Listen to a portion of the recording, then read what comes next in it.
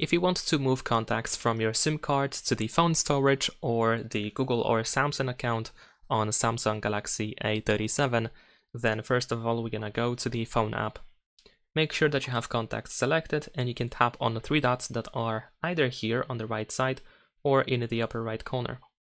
Next we're gonna choose contact settings. Now here we should be able to find move contacts to other storage location.